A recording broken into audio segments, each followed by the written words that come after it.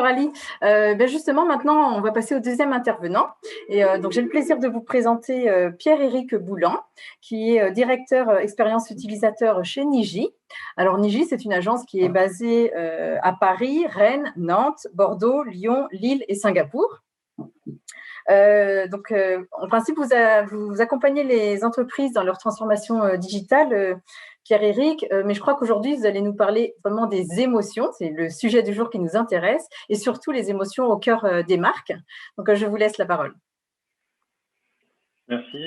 Du coup, bonjour à tous et à toutes. Je vais partager mon écran parce que j'ai une petite presse justement à partager avec vous. Alors, le temps que ça se mette en place. Voilà. Alors, je vais enlever. Hop. Donc aujourd'hui, en tout cas, si je viens vous parler, en tout cas, c'est pour parler de l'émotion au cœur de l'expérience des marques. Donc, je vais passer rapidement sur certaines slides, parce que bon, là, du coup, on m'a présenté dans les plus belles manières. Ce que je voulais commencer, en tout cas, donc quand on parle d'expérience de marque, c'est justement, c'est le mot par exemple, pour tous les clients. On parlait souvent d'expérience utilisateur. Maintenant, on essaie de parler d'expérience de marque. En fait, c'est d'aller un peu plus au-dessus, même parfois d'expérience cliente, donc customer experience. Moi, je voulais commencer par une petite rétrospective de pourquoi en fait on est arrivé ici, en fait, en tout cas en 2021, comment en fait on conçoit justement ces expériences-là, des expériences de marque, que ce soit des sites web, des applications ou des services physiques. Ce qui est intéressant, en tout cas, donc ça va être, on va dire, assez rapide, mais en fait de voir comment en fait finalement le monde a été façonné par des grands écrits. Et comment en fait finalement cette vision de l'expérience de marque en fait est à challenger en 2021. Et donc rapidement, en 2047, globalement, vous avez un peu tous entendu parler du design thinking. C'est une méthodologie, en tout cas, qui est censée innover, en tout cas apporter de l'innovation chez les clients. On le voit en tout cas en 1947, Paul Rand a déjà le Thought of Design, qui commence à poser des choses, en tout cas à poser des bases, de s'inspirer des designers, s'inspirer des ingénieurs, des architectes sur comment en fait ils conçoivent le monde et comment ils répondent à des problématiques utilisateurs, à des problématiques de société. Et on continue avec en 1971, donc quelques dizaines d'années plus tard, The Universal Traveler, qui est assez intéressant, je trouve, parce que justement, c'est dans la créativité, dans la résolution de problèmes, et avec tout un système d'immersion terrain, de compréhension des gens, d'analyse, d'idéation, et du coup de trouver la bonne solution, trouver plusieurs solutions et de les tester et d'évaluer.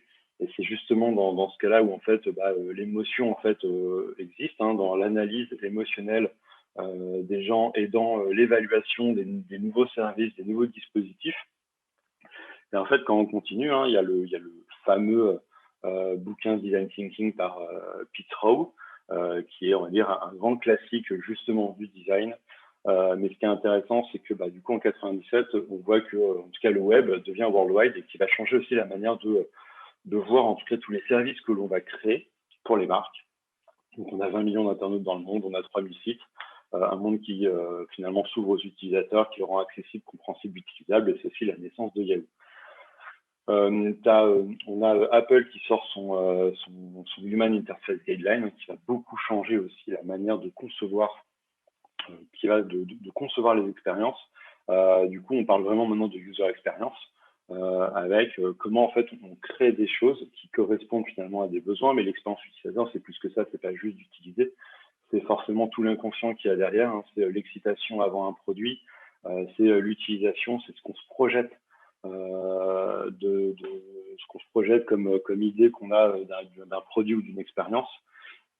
Mais ce qui est marquant, en fait, c'est que le web, finalement, devient accessible. C'est-à-dire que l'expérience d'une marque passe par son utilisabilité. Donc, c'est sa capacité à être utilisable par n'importe qui. En 98, finalement, ça continue. Donc, on a une place à la pertinence. Google a introduit le PageRank parce qu'on a 184 millions d'internautes et plus de 2 millions de sites. On a Jacob Nielsen, qui est un grand référent de l'expérience utilisateur, qui sort un bouquin qui s'appelle Designing Web Usability, The Practice of Simplicity. Et en fait, justement, Nielsen va poser, en tout cas, va introduire la distinction entre l'utile et l'utilisable, Donc, un site, ou en tout cas une expérience, doit-il servir à quelque chose ou seulement être fonctionnel? Et quand on continue, donc il y a Steve Kruggs qui pose en fait un bouquin qui s'appelle Don't Make Me Think, et justement avec cette expérience-là qui se popularise, avec une simplicité comme guide, on voit entre 2000 et 2010, en fait, les ventes en ligne ont augmenté de 45% en moyenne par an, donc ça fait plus de 4810 en 10 ans. Donc en fait, on voit l'impact commercial et marketing en fait de ces nouvelles interfaces, de ces nouvelles expériences, hein, quand on parle de simplicité, quand on parle de performance, etc. Et ce qui est intéressant, c'est que quand on a ça, donc il y a aussi cette bulle Internet qui a un peu explosé. En fait, maintenant, les gens se disent on va moins rentrer billes en tête sur des projets, mais on a justement cette notion de performance. C'est-à-dire que en 2005, le web devient performant, c'est-à-dire qu'on a 1 milliard d'internautes dans le monde. Le temps passé, le taux de rebond, les pages visitées ou les formulaires remplis, finalement, Google Analytics se lance et l'utilisabilité d'un site devient mesurable. Et en fait, c'est là où on va commencer à changer un peu de choses, c'est-à-dire qu'au lieu d'être purement dans l'expérience, c'est-à-dire que dans des choses auxquelles potentiellement on croit et on pense en fait être utilisables et qui répondent à un besoin des gens et des utilisateurs, des consommateurs, etc. En fait, maintenant, on va commencer à les mesurer parce que du coup, on va être sûr de l'efficacité des choses. Et justement, hein, le web devient engagement. Et du coup, l'expérience d'une marque se mesure. Et du coup, c'est là où en fait, on va commencer plus petit à petit en fait à toucher justement ce qui fait que maintenant en fait, on essaie de mesurer un peu tout et n'importe quoi, hein, que ce soit le taux d'abandon, le nombre de visites ou potentiellement demain l'émotion des expériences. En 2007, finalement, il y a une grande révolution. Hein. Finalement, c'est l'iPhone d'Apple, hein, à portée de tous. Il lance l'iPhone, donc il est plus mobile, plus connecté, plus autonome. En fait, il y a une vraie révolution même dans l'interface, dans l'approche, où on avait des outils souvent, enfin des téléphones qui étaient très en mode liste.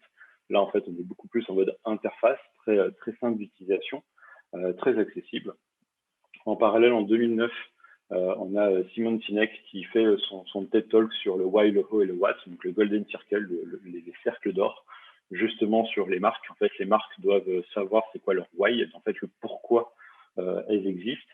Et ce qui est intéressant, justement, et pas d'être donc juste purement le qu'est-ce qu'on fait et comment on le fait, mais vraiment en fait presque notre raison d'être.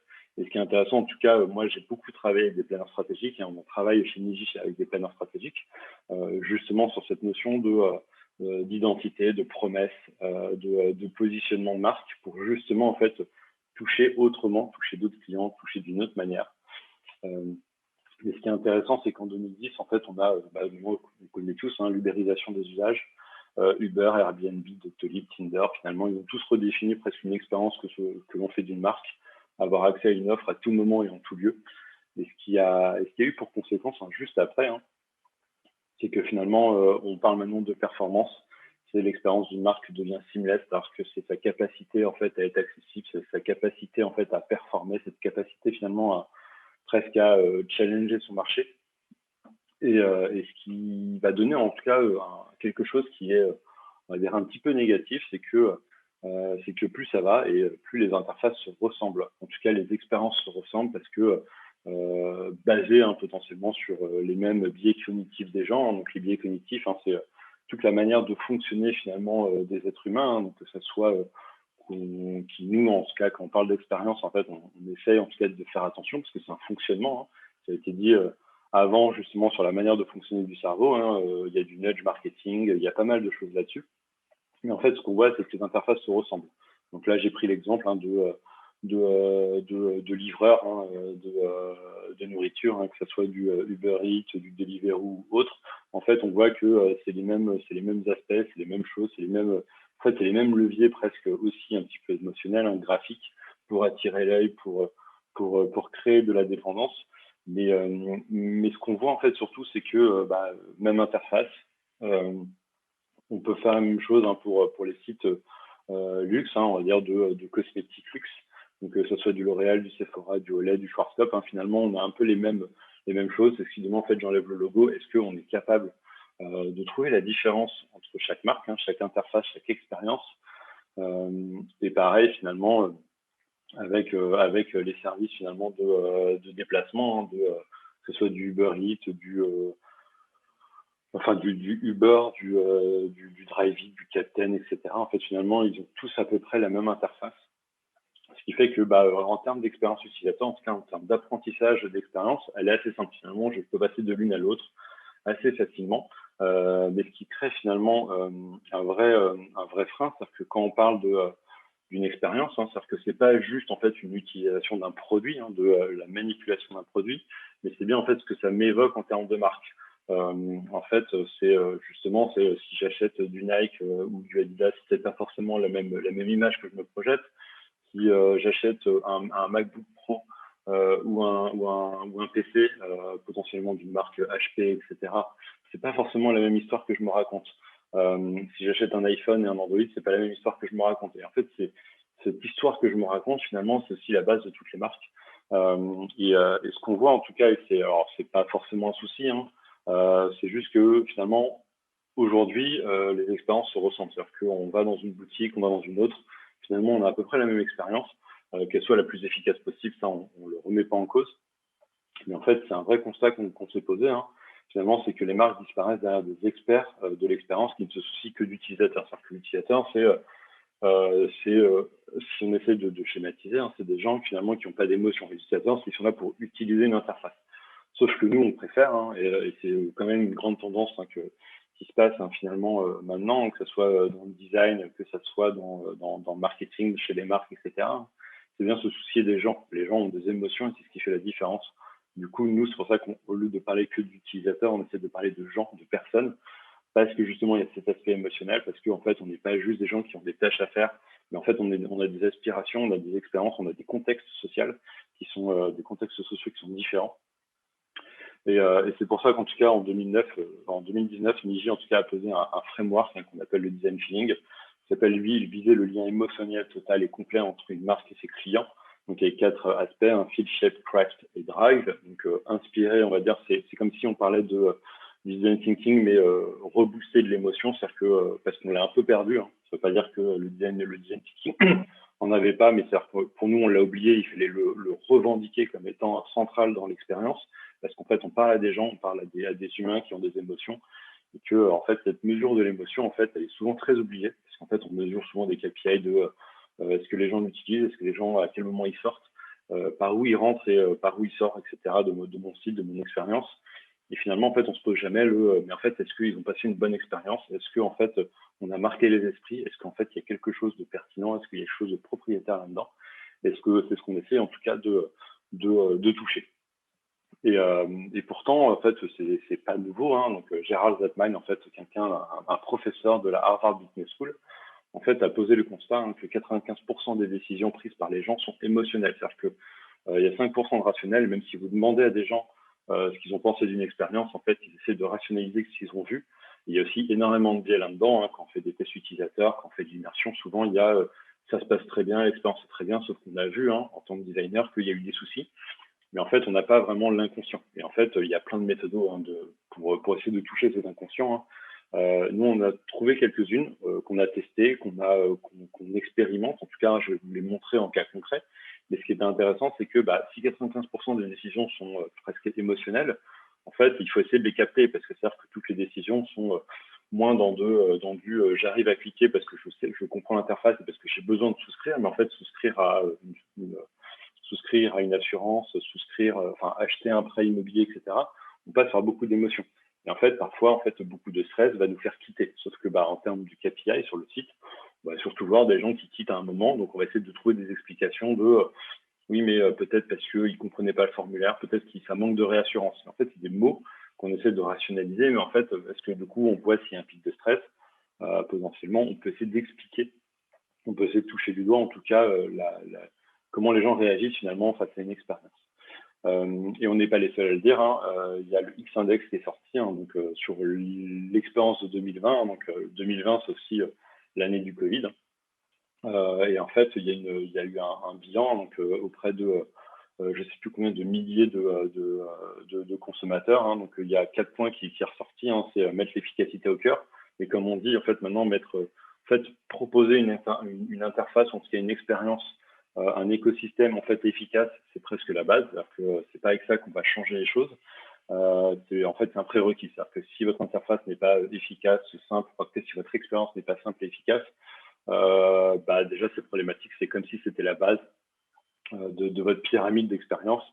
Le 2, c'est aligner vos promesses et vos actions. On voit beaucoup aussi souvent cette tendance de greenwashing, de choses comme ça. En fait, il faut que la promesse et les actions soient aussi similaires et soient alignées. Réinventer la relation, c'est en fait comment en fait on change des moyens traditionnels pour souscrire, pour rassurer, etc.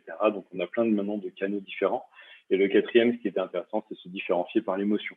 Et en fait, il y a une phrase en fait que j'aime beaucoup qui a été dit, c'est donc avec d'un côté une demande d'efficacité accrue représentée par les critères de simplicité et de fluidité de parcours, et de l'autre finalement le besoin d'une dimension plus humaine, d'une connexion émotionnelle avec la marque tout au long du parcours. Et en fait, cette connexion émotionnelle, c'est ce qu'on essaie. En tout cas, nous on se pose la question toujours de quel outil on peut faire, comment on peut les toucher et qu'est-ce qui en ressort. Parce qu'on sait que finalement, quand on parle de customer value, c'est presque l'intérêt de toutes les marques, c'est cette valeur du consommateur. Finalement, c'est la connexion émotionnelle entre un utilisateur et une marque augmente sa valeur. Donc finalement, quand on parle que de simplicité, finalement, on est presque que à du moins 18% de customer value. Et en fait, quand on augmente, et en fait, on essaie de vraiment créer cette connexion émotionnelle, on voit que le lien émotionnel total est complet. En fait, on a plus 52%. Alors, c'est une moyenne, ça varie à parfois plus du 200% selon les secteurs. Mais ce qui est intéressant, donc pareil, je crois que c'est une étude de la Harvard Business Review. Et en fait, ce qui est vraiment intéressant, c'est de se dire que quand on est une marque, proposer une expérience simple, c'est pas ce qui suffit. En fait, c'est répondre à des besoins utilisateurs, c'est pas ce qui suffit. C'est presque juste la base, en fait. C'est la base du design, c'est la base de toutes les réflexions qu'on fait. Par contre, c'est d'essayer de toucher autre chose. C'est d'augmenter sa valeur, d'augmenter cette image de marque. Et j'ai pris deux exemples qui sont un petit peu opposés, mais qui sont en même temps très proches. C'est le premier, ça va être Nike. On voit donc dans la phrase, c'est le Together We Fly. C'est de la défi de la communauté. C'est comment ensemble en fait on se dépasse. C'est de l'empowerment et comment en fait ça se touche finalement chez les gens. Et en fait, finalement, quand on est sur du Adidas, on est beaucoup plus sur eux, ils ont vraiment leur purpose, donc en fait le why qu'ils ont, c'est à travers le sport, en fait, on a le pouvoir de changer les vies. Et en fait, on est beaucoup moins dans le empowerment, mais beaucoup plus dans de la communauté. Alors juste, il y a une question que je vois des données en B2B. Comme je dis, c'est la Harvard Business Review. Cette donnée, c'est tout secteur confondu. Donc ça peut être du B2C ou du B2B. Ça peut être des produits, on va dire, du sport, de l'automobile. En fait, il y a beaucoup de données. Donc forcément, nous, on a juste synthétisé sur un chiffre clé. Mais il y a beaucoup, et je vous invite en tout cas à regarder, c'est justement la customer value et l'émotion là-dedans qui montre en fait beaucoup de secteurs et comment en fait cet impact auprès des clients et des consommateurs. Et finalement, quand on voit justement cette proposition de valeur, cette stratégie pour chaque client, nous, on s'est posé la question de finalement si l'émotion pouvait devenir un KPI. Un KPI au même point, en tout cas à la même importance finalement que le taux de transformation, le taux de rebond, etc. sur les sites, se dire en fait c'est quoi l'expérience, c'est quoi les émotions qui ont été faites et est-ce qu'on peut aller chercher, en tout cas viser ces émotions-là. Je vais vous montrer en tout cas deux cas concrets qui sont assez intéressants et du coup qui rebondit aussi à ce qu'on a vu juste avant sur des bracelets, sur des casques cognitifs et sur comment en fait justement on les a utilisés de manière concrète. Donc le premier cas concret, finalement, on s'est posé la question de est-ce qu'on est capable de mesurer l'impact d'un discours. Donc là, par le biais d'un bracelet, il y a un bracelet qui mesure le battement cardiaque, il y a la charge cognitive, il y a énormément de choses. Pour info, KPI, en gros, c'est des indicateurs de performance. Donc en gros, généralement, quand on commence une expérience, on se pose des KPI, du coup, des indicateurs de performance, des chiffres à atteindre, genre je veux 2 millions de clients, je veux que le taux de transformation soit de 10%, etc. Donc voilà, c'est un peu ça. Donc c'est un terme anglais, forcément en français, c'est plutôt des indicateurs de performance. Donc du coup, le premier cas, c'est mesurer l'impact d'un discours. Donc en fait, on a voulu, en tout cas, on s'est un peu mis dans la peau d'un client, c'est que nous, on avait un discours, le discours sur le design feeling. On l'a fait auprès de clients et en fait, on voulait voir presque dans quelle émotion ils étaient quand on leur racontait. Du coup, on l'a mis sur une dizaine de clients. Donc, on a fait une présentation. Il y avait plusieurs clients. On leur a posé des bracelets. Donc, c'est un peu de paramétrage, etc. Et en fait, on voulait voir finalement le discours, à quel moment en fait ça touchait les gens, est-ce qu'il y avait des choses à améliorer. Donc forcément, les bracelets, en tout cas les facteurs émotionnels, en tout cas la mesure émotionnelle ne va pas nous donner exactement l'émotion, ça va nous donner des impacts, on va dire, des tendances, des choses comme ça, et finalement ça a complété par du questionnaire, parce que forcément ces émotions-là, on peut les voir un peu en temps réel, donc ça a questionné après, ça a se poser des questions, et en fait c'est aussi tout le facteur du design, hein, c'est-à-dire que les gens vont pas nous dire ça c'est problématique, il faut faire ça. En fait, ça reste de l'interprétation, c'est de l'itération, c'est des convictions de design par rapport à la marque, par rapport à ce qu'on a compris. Mais en fait, ce qui est intéressant, c'est que quand on a mesuré le discours, en fait, on voit en tout cas sur le premier, hein, donc on va se concentrer sur le premier qui est plutôt l'emotional power. Donc c'est en fait le pouvoir, c'est en fait la durée de l'émotion. Donc on voit par exemple, enfin, en tout cas que l'exemple en tout cas en termes de power en fait est quand même assez très fort, mais on voit que dans la densité, donc c'est la durée, en tout cas la capacité à pérenniser dans le temps finalement, elle est assez basse. Donc en fait, il y a eu comme s'il y a eu un éveil et que finalement les gens, il était très court. Donc en fait, l'émotion, en tout cas l'accroche, était finalement très court. Là où on voit que justement, si on regarde sur la partie drive, donc l'avant-dernier point, on voit qu'il est haut en tant que emotional power et on voit qu'aussi il est quand même plus haut que le reste en termes d'emotional density. Et on voit aussi que la cognitive load, donc la charge cognitive, quand on parle d'expérience utilisateur, la charge cognitive, c'est la concentration. Donc elle est soit positive parce que les gens sont concentrés et du coup ils sont focus sur des éléments. Potentiellement, ça peut être très négatif, en mode les gens ne comprennent pas et du coup ils essayent de réfléchir à comment ça marche. Donc justement, la charge cognitive en interface, souvent c'est la capacité des gens en fait à comprendre l'interface. Et donc généralement, on essaie de faire en sorte qu'elle soit le plus basse possible quand c'est une nouvelle expérience. Et en fait, il y a beaucoup de choses. Donc en fait, on mélange avec du well-being. Donc en gros, c'est comment les gens se sentaient, est-ce qu'ils étaient à l'aise ou pas. Et en fait, on mélange tout ça, on essaie de questionner les gens, on essaie de dire en fait finalement qu'est-ce qui les plaisait, etc. Donc le drive, pour rebondir un peu sur la méthode, hein, le drive en fait c'est là où en fait on mesure aussi. Donc en fait c'est un peu nouveau. Donc en fait on voyait que et les questionnaires à la fin en fait nous montraient que vu que c'était un peu nouveau, en fait les gens étaient beaucoup plus intéressés, beaucoup plus intrigués, beaucoup plus curieux là-dessus. Et du coup, en fait, on voyait que il y a des choses, on voyait que le discours, finalement, il fallait que peut-être que le début était peut-être un peu long et qu'il fallait raccourcir et beaucoup plus être directement dans le concret, hein, parce qu'on voit le feed shape craft et le drive qui est beaucoup plus fort avec des émotions qui durent un peu plus dans le temps. Et c'est là où du coup c'était intéressant. En tout cas, c'était purement nous de se dire comment en fait on est capable de mesurer.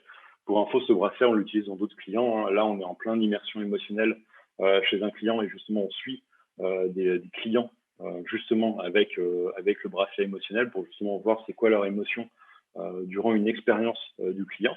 Est-ce qu'il y a du stress? Est-ce qu'il y a de la curiosité? Est-ce qu'il y a de la méfiance, etc.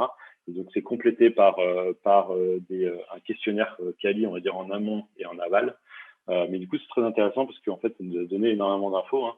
Donc là, d'autres graphiques sur le cognitive impact. Donc, on voit que plus le temps passe et plus il y a justement une charge cognitive qui est un peu plus forte. Là où l'émotion, en fait, on voit qu'il y a des pics selon certaines phases. Donc, le premier pic est surtout lié à l'exemple. Là où le dernier pic est beaucoup plus là sur le drive. Et en fait, c'est intéressant en fait, de le multiplier parce que forcément, c'est juste un indicateur en plus, hein. Ça va pas nous donner la solution, donc il y a d'autres choses à côté. Et plus d'autres, on voyait que par exemple l'indifférence finalement était assez basse, que en fait la notion d'alerte était aussi assez basse, que la surprise n'était pas forcément là, mais que justement on était beaucoup plus sur la familiarité et sur le processing fluency. Donc en fait, c'est de comprendre finalement les mots. Donc il y a potentiellement aussi quelque chose là-dessus. En tout cas, nous, c'était dans notre interprétation de peut-être se vulgariser d'une certaine manière certains aspects. Et le bilan, en tout cas, de cette expérience, en tout cas, nous, ce que ça nous a apporté et ce que potentiellement ça peut apporter aussi à nos clients ou à vous, en tout cas, c'était qu'avec ce type de dispositif, en tout cas, c'est de mesurer la durée, l'impact d'une expérience, d'un discours, d'une situation sur les personnes. Et finalement, c'est aussi la portée des mots, la portée d'une expérience, en fait, d'une situation sur l'inconscient, en fait, comment en fait l'émotion a été mesurée, par quoi les gens sont passés durant une expérience qui pour nous était finalement assez basique, hein, c'est-à-dire que c'était juste un discours. Mais en fait, de voir qu'il y a certaines phases qui sont un peu plus intéressées, qui sont un peu plus intéressantes du point de vue de nos clients, bah, en fait, ça nous a permis en tout cas de retravailler et d'itérer en tout cas là-dessus. Et du coup, c'est hyper intéressant. Et comme je dis, c'est que ça, c'est une expérience c'est une expertise qu'on développe, qu'on incarne et qu'on vend en tout cas à nos clients. Et que là, on met en place aussi un peu plus concrètement sur des projets beaucoup plus longue durée, hein, sur l'immersion émotionnelle, hein, parce que l'immersion, c'est une clé en fait de la recherche utilisateur, hein, de la recherche de marque, hein, que ce soit sociale, consommatrice ou purement expérience utilisateur. Et le deuxième cas, en fait, c'est un autre client, donc repenser l'envoi d'une carte postale. Donc le client là est aussi anonymisé. En tout cas, c'est pour un client, en fait, on devait repenser un parcours de souscription. Par contre, c'est une faute. Sous le prisme de l'attachement émotionnel. Donc en fait, ils avaient un parcours de souscription de personnalisation de carte qui était très efficace, hein, très utilisé, on va dire, avec très peu de finalement taux de rebond, etc. Par contre, en fait, ils voulaient se dire, ouais, mais en fait, nous, on leur a proposé en fait de prendre le prisme de l'émotion. Pourquoi? Parce que en fait, tous les services, on a testé 4-5 hein, auprès des gens, en fait, ils sont tous finalement très efficaces, très similaires. Donc en fait, nous, ce qu'on voulait, c'est créer un peu une différence, créer un attachement à la marque là-dessus. Donc les 4 grandes phases, hein, c'était de la recherche, l'analyse, le design et le test. Ce qui était intéressant, c'est que dans la recherche émotionnelle, on a testé une, donc il n'y a pas de mesuré, on n'a pas mesuré des bracelets. Hein. Par contre, en fait, on leur a demandé, justement, selon des personnalités, on va dire un peu populaires, hein, que ce soit du Amélie Poulain, du Peter Pan, du C3PO, etc., de Star Wars, etc. En fait, quel personnage pourrait incarner en tout cas la marque? Et du coup, bah, forcément, ce qu'on avait vu, c'est qu'on était beaucoup plus sur de la joie, en tout cas, des personnages qui représentaient le côté très chaleureux, très joie, etc. Et en fait, bah, l'expérience, en tout cas, ce qu'on a vu, c'est qu'elle ne représentait pas du tout ça. Donc, en fait, à partir de ça, nous, on a établi en fait un objectif. C'est une empreinte émotionnelle recherchée. Hein, donc, on a voulu augmenter la joie, augmenter la sérénité, augmenter la surprise par rapport à ce qui se faisait de la marque. Ce qu'on a fait, donc là, c'était dans la phase de recherche hein, auprès d'une vingtaine d'utilisateurs du service.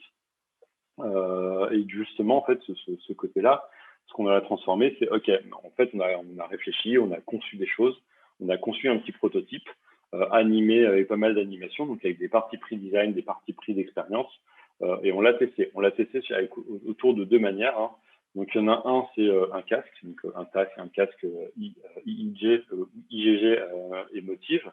Donc, c'est un casque qu'on met sur la tête des gens hein, qui mesure justement l'activité cérébrale. Et le deuxième, en fait, c'est quelque chose de beaucoup plus verbal, beaucoup plus simple finalement à mettre en place, qui du coup est faisable beaucoup plus rapidement et on l'a mis en place auprès de clients beaucoup plus facilement, parfois sur une page, sur une landing page, sur un parcours. La manière en fait de préparer en tout cas cette jauge vert et rouge, en fait c'est une question avec 3 mots spontanés. Il y a un algorithme avec notre partenaire qui est issu de 3 ans de recherche et développement. Il y a un indicateur de performance et l'identification des leviers et des freins. On l'a mis, hein, donc globalement on a eu un score de 47 qui était largement positif. En fait, il y avait un score émotionnel, une activation émotionnelle qui était assez positive. Donc le plus 100, ça reste très ambitieux. Ils ne l'ont pas encore atteint, mais en tout cas, ils estiment que c'est potentiellement capable de le faire. Et finalement, quand on a simplifié les mots recueillis, en fait, on voyait qu'il y a 4 grandes phases. Hein. Le premier, c'est la simplicité, la facilitation et le côté pratique, hein, la personnalisation, le rapide, du coup, qui nous était beaucoup plus là sur la simplicité d'utilisation. Il y avait un petit côté très original, surprenant, innovant. En fait, on a voulu créer la surprise, hein, comme on a pu voir juste avant. Et en fait, on essaie de voir si on l'avait trouvé, si on l'avait touché. Et le troisième point, c'était le côté sympa, cool, bien ludique, amusant, joyeux. Et en fait, bah, le mot joyeux est quand même assez intéressant. Donc, il y a des gens qui ont mis créatif, agréable, etc., même si c'est à moindre mesure. Mais en fait, du coup, voilà, le côté chaleureux, en fait, on a essayé de le toucher. Et en fait, on pensait le toucher. En fait, en tout cas, on pense l'avoir touché. Et ce qui était intéressant, c'est que du coup, on a essayé de le coupler finalement à la mesure d'activité cérébrale. Hein. Donc, pour rentrer un peu plus dans le détail, même si je ne vais pas forcément m'éterniser parce qu'il est qu'à 10h10, c'est qu'en fait, on est capable de mesurer pas mal de choses. Donc, des ondes gamma hein, qui est sur l'activité du cerveau. Donc, en fait, c'est l'apprentissage, l'intégration des choses. Il y a les ondes bêta, les ondes alpha, les ondes theta et les ondes delta. Donc, il y a pas mal de choses. Ça, c'est pas nous qui l'inventons. Hein. Donc, c'est des activités du cerveau qui est capable d'être mesurées. Et en fait, ce qui est intéressant, c'est que il est capable aussi de nous donner en fait du stress, de la relaxation, de l'engagement, de l'excitation, de l'intérêt et du focus. En fait, en multipliant certaines données. Et par exemple, les ondes gamma, hein, justement, donc là c'est juste un focus sur une partie, hein, il y a énormément de chiffres qu'on avait. Les ondes gamma, en fait, par exemple, ce que ça donne comme information, donc c'est le côté attentif, donc c'est le côté apprentissage. En fait, on a vu qu'il y avait 2 pics cognitifs, hein, donc en gros, même un troisième, on va dire, mais les 2 pics, par exemple, dans le parcours. Et si je peux vous montrer l'expérience, en fait, le premier pic cognitif, c'était lors d'une première animation, en fait, quand les gens ont mis leurs photos, il y avait de l'animation qui a été faite. Et du coup, on voit qu'il y a un pic émotionnel. Donc, en fait, après, ça veut tout et rien dire, hein. C'est-à-dire juste que les gens, en fait, ont été attirés par quelque chose. Et le deuxième, en fait, justement, c'est sur l'envoi de cartes, parce qu'il y a une petite animation, il y a une petite mise en situation, en fait, où on essaie de se rapprocher du réel. Et en fait, ces 2 pics étaient assez intéressants parce que finalement, c'est aussi l'effort qu'on avait mis, hein, dans le design. Le reste est assez standard, enfin, en tout cas moins surprenant. Et ces 2 pics, en fait, c'était vraiment la plus-value du design qu'on a voulu faire. Et en fait, on voyait que, en tout cas, les utilisateurs, en tout cas, étaient réceptifs à ce pic-là. Et du coup, et on voit que, alors là, vous le verrez pas, mais je vous le montre juste après, en fait, la superposition, donc l'état d'excitation et d'éveil, on voit pareil qu'il y a 3 pics. Et en fait, on s'est posé la question de, du coup, justement, est-ce que cet état d'excitation, par rapport, en fait, à ce côté très focus, attention, en fait, est-ce qu'il était logique? Et en fait, ce qu'on a vu, c'est qu'en fait, on a une petite courbe d'engagement, hein, donc la presse, vu que c'est sur du 1 minute, hein, c'est très peu, hein, c'est très peu variable finalement. Ce qui est intéressant, c'est que l'engagement en fait augmente juste après les pics. Et en fait, on a 3 pics et en fait, on voit qu'à chaque fois l'engagement augmente. Et en fait, l'engagement, ce qui est intéressant, c'est que justement les gens sont un peu plus engagés, sont un peu plus intéressés. Et en fait, ça nous a permis en tout cas de mesurer, de multiplier que en fait, à des moments où en fait les gens pensaient comme étant un peu plus chaleureux, parce que avec cet indicateur émotionnel, on avait testé sur 3 phases, donc un sur la fin de la personnalisation, l'autre sur la rédaction du verso et l'autre sur l'envoi de la carte. Et en fait, on a vu qu'il y a des choses un peu similaires, hein, sur le côté chaleureux, joyeux, par rapport à des phases qu'on a mesurées avec le casque, qui étaient assez similaires. Et du coup, en fait, on voit, en fait, on essaie de trouver une manière d'avoir des informations, quoi. Et en tout cas, ce qui était intéressant, c'est que on a un peu touché du doigt finalement l'impact d'un design. En fait, on parle souvent du design et de l'impact sur les gens, hein. Finalement, là, on a un peu essayé de toucher du doigt, qui se voulait chaleureux auprès de personnes utilisatrices ou non, hein. Et demain, forcément, ces outils, en tout cas, nous permettent en tout cas de percevoir cet impact, l'impact d'une expérience, en fait, d'une publicité, d'un message marketing, et finalement l'impact sur l'inconscient. Et j'essaie de répondre du coup à Christine Vial. Les capteurs mesurent des sensations, ils ne disent rien sur l'émotion elle-même qui est un déclencheur. On peut avoir un pouls qui s'accélère par peur ou par joie. Comment faites-vous pour tirer des bonnes conclusions? Du coup, c'est là où c'est un peu plus le côté tricky, c'est que les outils ne nous donnent pas exactement les choses. Là, on n'a pas tout donné avec le casque. Il y a quand même cette notion de stress, hein. Il y a 3 indicateurs. Donc là, que je n'ai pas forcément tout montré. Mais comme on a dit, c'est comme quand on fait de la recherche utilisateur, c'est-à-dire que ça reste des insights, hein. En tout cas, c'est des opportunités qu'on décèle. Ça reste en fait ce qu'on appelle de l'intuition, ça s'appelle du design, qui fait que on itère. Donc en fait, il faut tester plusieurs solutions. Là, on en avait testé qu'une. C'est tester plusieurs solutions. C'est de compléter avec des formulaires, compléter avec de l'observation terrain, de l'observation aussi comment les gens réagissent, parce que le visage a aussi une expression et une manière aussi d'avoir l'insight. Et comme on dit, c'est que c'est tout un ensemble. Et comme on dit, c'est que c'est de la supposition. Donc en fait, après, c'est là où il faut poser des questions avec l'utilisateur, se dire, là en fait, on a un pic émotionnel, comment tu te sentais, est-ce que tu arrives à te rappeler de comment tu étais, pour essayer de mettre des mots sur une émotion, en tout cas sur une expérience, et de voir un peu, et du coup, c'est en multipliant, hein, forcément, parce que le design, en tout cas cette expérience-là, en fait, forcément, on va dire de l'exploration. On y croit énormément et on le teste tous les jours sur des nouveaux outils, sur des nouvelles manières de penser et de mesurer ces choses-là. C'est pas une vérité scientifique, c'est pas quelque chose qui va nous dire la réponse. C'est pas dire là ils sont stressés à cause de ce bouton-là. C'est de l'interprétation, donc il faut multiplier potentiellement, peut-être additionner avec de l'eye tracking, des choses comme ça. Aussi en faire en plus grande quantité. Là, il y a des choses où on l'a fait sur une dizaine d'utilisateurs pour le casque et on l'a fait sur plus de 200 répondants pour la jauge. Donc voilà, après, c'est de la donnée, en fait, c'est de la donnée qu'on est censé ingérer, étudier, croiser avec d'autres choses. Mais ce qui est intéressant, en tout cas, c'est que la vision qu'on a, on n'est pas des scientifiques. Par contre, on s'intéresse fortement à cette émotion parce qu'on peut toucher les gens. On veut essayer de comprendre l'humain. Parce qu'en fait, quand on parle d'expérience, depuis le début, une expérience utilisateur, une expérience, en fait, c'est de l'émotion. En fait, c'est toucher les gens, c'est répondre à leurs besoins, mais c'est aussi les satisfaire, les rassurer, des choses comme ça. Et finalement, on s'est juste rendu compte qu'en 2021, en fait, cette notion d'émotion était souvent pas prise en compte. Pourtant, c'est la base de tout le design depuis le début. Le design, c'est de l'architecture, c'est du design d'espace, c'est du design de meubles. Tout ça, en fait, ça a une histoire. Ça nous évoque des choses. Et en fait, on voulait un peu se rapprocher en fait de quelque chose d'assez presque pur dans le discours. C'est vraiment toucher les humains et pas des utilisateurs purs, tu vois. Et voilà. Et je ne sais pas s'il reste quelques questions. Le temps passe vite, j'ai un peu beaucoup parlé. En tout cas, j'espère que ça vous a beaucoup plu. Et n'hésitez pas, en tout cas, moi je serais ravi d'échanger plus précisément et plus longuement avec vous. Oui, merci Voilà. Pierre-Éric. Effectivement, il y avait une question sur comment le bracelet identifie les différentes émotions entre la joie, la surprise, la nostalgie, enfin une émotion positive ou négative. Mais c'est vrai que vous y avez répondu tout à l'heure en expliquant bien que, voilà, j'imagine que ces différents éléments qui aident à analyser. Il y a tant les questionnaires dont vous avez parlé, et puis aussi l'analyse de l'expression du visage, le questionnement aussi des utilisateurs. Voilà. Et comme on dit, enfin comme je dis, c'est que c'est quelque chose en fait qui est quand même assez, je vais dire pas expérimental, en tout cas en agence et touché dans une expérience de marque du point de vue émotionnel, ça reste quand même très assez nouveau. Nous, on essaie en tout cas en tout cas, on a pris cette conviction et ce parti pris d'y aller, de le tester, d'itérer, et forcément, on a des résultats où forcément c'est pas clair comme de l'eau de roche. Il va pas dire cette personne est très contente ou cette personne est triste. Par contre, en fait, il y a plein d'indicateurs. La charge cognitive, en fait, il faut le multiplier par l'immersion, par l'observation. Mais sauf que c'est un KPI qui est presque très sous-entendu. Et moi, j'ai passé beaucoup d'années, en fait, quand je faisais de l'immersion ou des tests utilisateurs, des gens qui me disent l'expérience est très bien.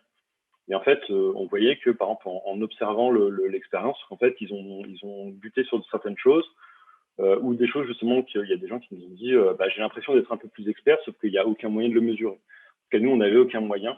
Et du coup, on essaie en tout cas de toucher du doigt, comme on dit, c'est qu'on essaye, c'est de la tentative, on itère, et chaque jour et chaque mois, en fait, on devient de plus en plus, en tout cas, expert de cette chose-là, sans être des scientifiques, et en tout cas, on cherche aussi à faire des collaborations avec des scientifiques, des chercheurs justement qui sont beaucoup plus adeptes que nous là-dessus, pour justement augmenter aussi cette valeur, que ce soit pour nous et que pour les marques, finalement, au quotidien, quoi. Très bien, merci Voilà. beaucoup Pierre-Éric. Je vais du coup passer la parole à Jean pour notre troisième interlocuteur, voilà, comme je vois que le temps passe. Mais merci beaucoup de votre témoignage.